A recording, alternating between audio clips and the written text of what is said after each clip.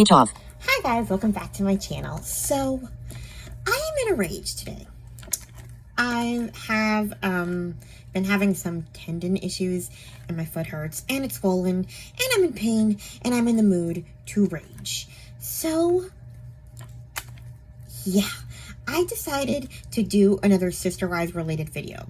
I already reviewed Christine's book and it was like an hour-long video, and I know most people are not going to watch an hour-long video, and I appreciate all the views I did get, but yeah, I decided to do the short version and go for the 10 most enraging things that I read in Christine's book, and just go down the list because I'm in the mood to rage.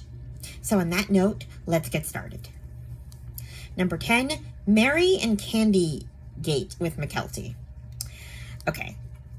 Basically, what I mean by Candy Gate is Christine told a story about Mary taking the kids to buy candy or something, and apparently Mary was super embarrassed because Mykelti asked the store clerk to spot her a dime for candy, and Leon got upset about it and told Mary and said that she was embarrassed, and Mary yelled at Mykelti, and then Christine yelled at Mary, and come on.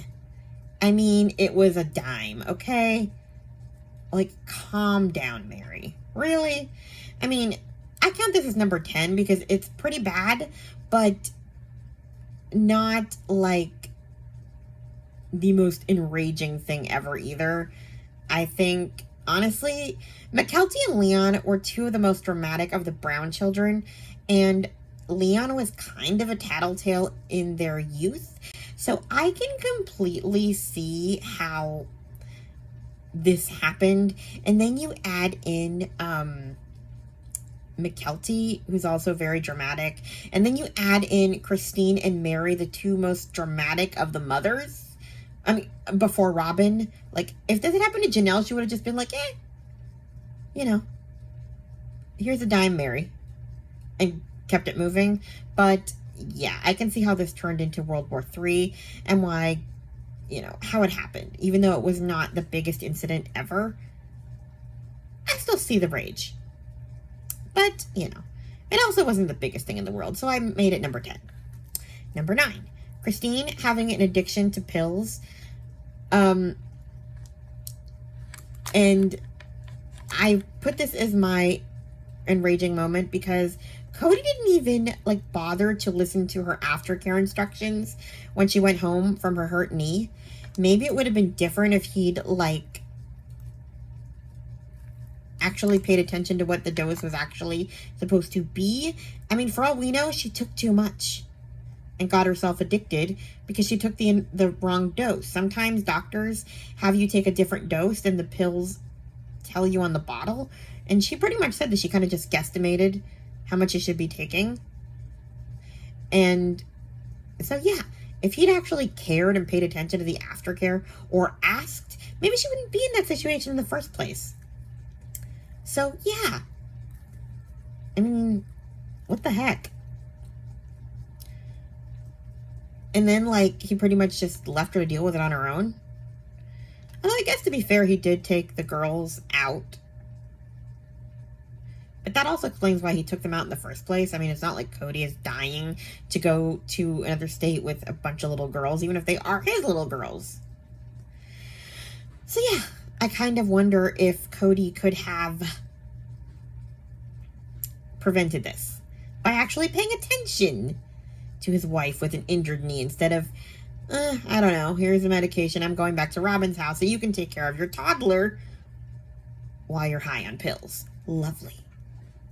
Number 8, Cody wanting Christine to be in her garments while they did it so he wouldn't have to look at her. I mean, first of all, those garments sound horrifying. And she said they had to wear them to swim too. But then we find out that Cody wanted her to be in them while they did the deed. And then it turns out, she finds out that he wanted that because he didn't want to look at her, which we find out in the next moment, which is Nacho Gate, where he pretty much said that he wasn't attracted to her because he found her eating chili cheese nachos. I mean, yikes. And then, like, I actually found a clip of that part of the reunion. They actually took that reunion out of, like, the TLC lineup. I'm wondering if they did it because he looks so bad when he pretty much just doubled down on what he said. I guess they had some kind of reunion or, like, a special based on the book that they wrote. I kind of want to see the whole thing, but I don't know where we can find it. But we do see clips, and TLC has since brought it back when they did, like, a clip show of the top, like, worst reunion scenes or something. So they're actually bringing it back. They're not bringing the whole episode back, but they brought the clips back after Christine's book. So, yeah, they're not letting him off the hook now, these new producers. So, yeah, number 7 is Nacho Gate because he's a monster. Number 6. He didn't want to put her kids to bed, but kisses all of Robin's without fail every night. He has to leave everyone's house to kiss Robin's kids goodnight. Like, what the heck is wrong with you? And don't get me wrong, I actually think he really did well with Robin's kids for the most part. I mean, up until recently when they don't move out of the house. But what the heck am I talking about? I'm 34 and I still live at home. So I can't judge Robin's parenting. But my point is to say that you refuse to kiss your kids goodnight that live in your house because you're at another wife's house, but you go out of your way to go across the street to kiss hers every night. That's wild. So, yeah, he sucks. That being said, I still stand by the fact that I don't like that Christine kind of says that, like, she couldn't ask Janelle or Mary because Janelle had 6 kids, and it's like, well, you took care of her 6 kids, so Janelle can let Daddy Logan hang for maybe an hour or something, and at least peek in on yours to make sure they're alive. Or give them a quick goodnight kiss or something to give them some attention at night. Like, yeah. Because Christine juggled all of yours all day long during their active hours. So you can come home even if you are tired from work and go kiss hers. Just saying. I don't take Janelle off the hook for this. Number 5. Robin asking Christine why she wasn't giving Cody massages. Hey, Robin, I thought you weren't supposed to talk about each other's relationships. So why are we making accusations, you crazy person? Number 4. Christine's wedding night. Yeesh. I mean, you spent like 3 years talking to this woman on the phone before, you married her. Like, you had a whole friendship with her. You have to know her personality from all that talking on the phone that you were doing when you should have been paying attention to Mary and Janelle. And all of a sudden, like, you act like you never met this woman? What's wrong with you? And then the whole wedding night. What the heck? Ew. She's not wrong. Like, or does he do this to all the women? Just, ugh.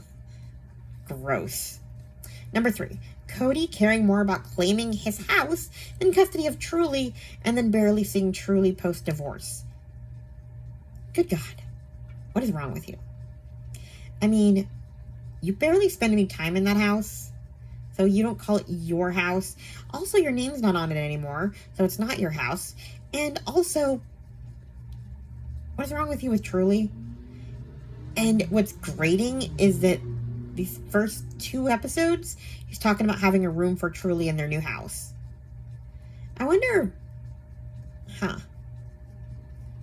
It's interesting that he's talking about that in these new episodes for this new season when Christine literally just said that he doesn't have a room, in her book, and that Truly hasn't gone to visit him and he's acting like he sees her.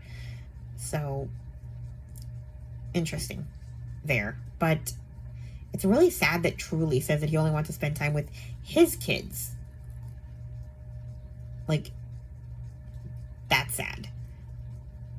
And he sucks. And that little girl had his number from the time she could talk. I remember this one scene where he asked her, "Can I have a hug, Truly?" "No, thank you, Daddy." She was like 2 or 3 years old. Like, damn.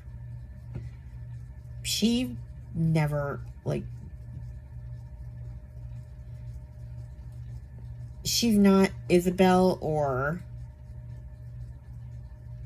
like, Maddie or one of, like, the daddy's girls who's, like, super emotional about him. Like, she's not going to forgive him the way Isabel probably does. Which brings me to number 2, Isabel's surgery. All of it was enraging, but the fact that he, like, wouldn't even sing her a song, like, oh my God.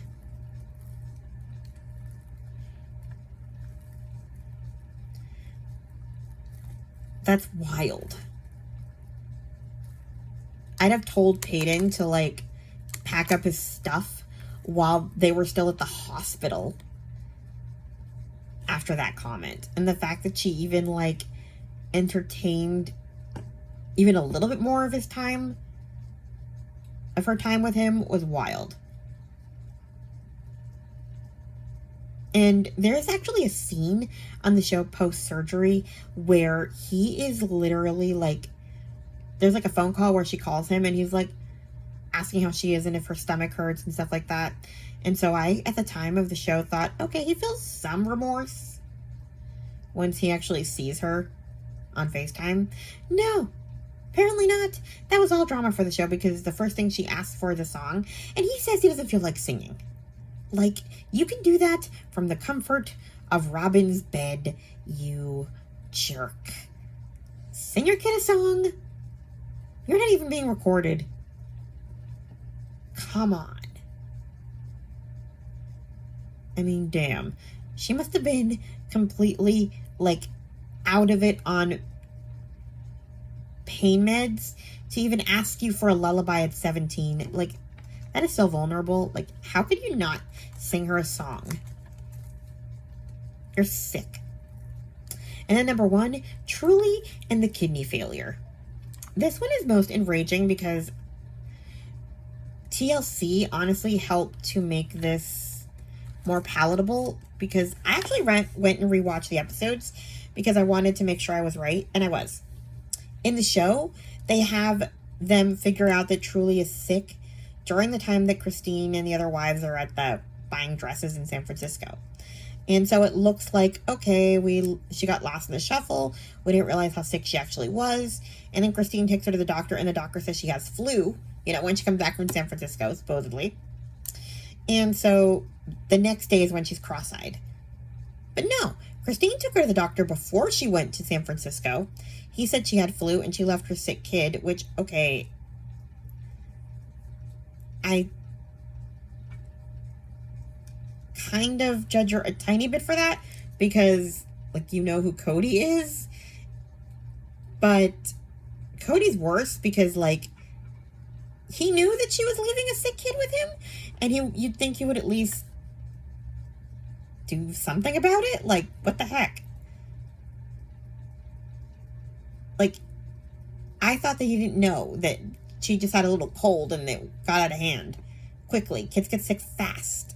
But no, he knew that she was leaving a sick kid with him, and he still let Aspen and McKelty deal with it. Like, as McKelty said on our Patreon, he could have done so many things. He could have brought Robin's kids to their house, or he could have brought Truly to Robin's house and taken care of her there. Like, I actually understand that he couldn't leave Robin's house at the time because all of her kids, there was no teenager there, although he could have also sent Maddie to watch Robin's kids for the night.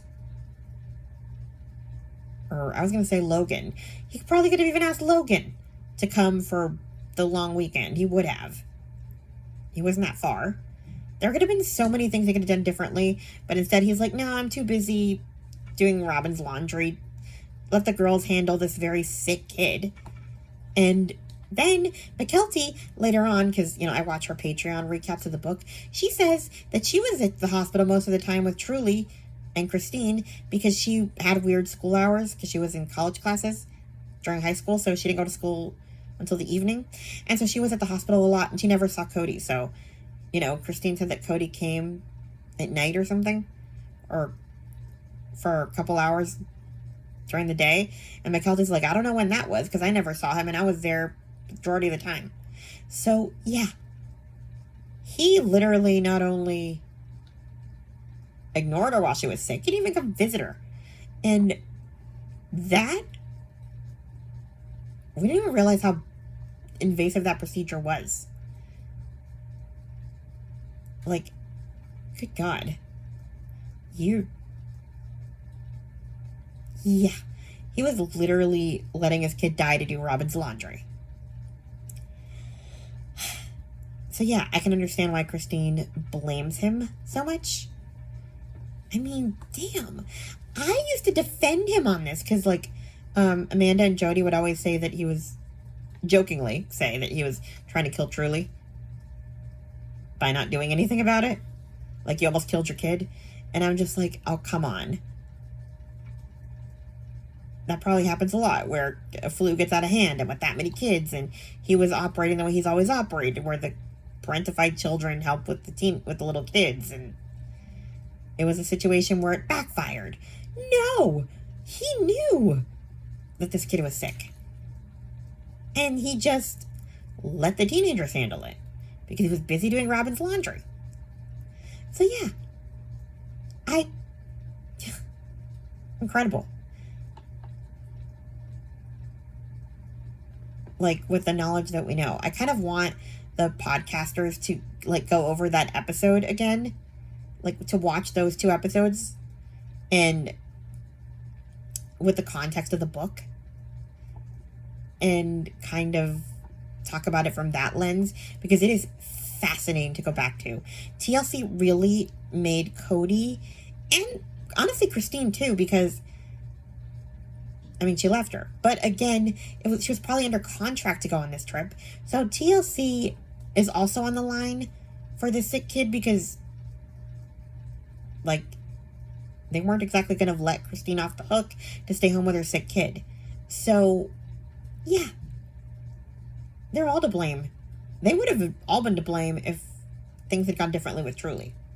So, yeah, that's why that was the most enraging thing and not Isabel, even though I had a really hard time ranking them. But at the end of the day, Truly was more at death's door than Isabel was. And Cody didn't give one iota of care. So, yeah. Those are the top 10 most enraging moments of Christine's book for me. I'm probably going to tag all the Sister Wives podcasters I have YouTube channels for. And you can tell me if you agree or if you think the order should be different. Please like, comment, and subscribe. And I'll talk to you guys in my next video. Oh, and by the way, I'm doing a Q&A for Blindness Awareness Month. I'm blind. And so, yeah, I will also link that video so you guys can go and post questions in the comments for me. I don't have any really yet. So, yeah. This is the second time I do the Q&A. So, post your questions. Bye. Stop recording video.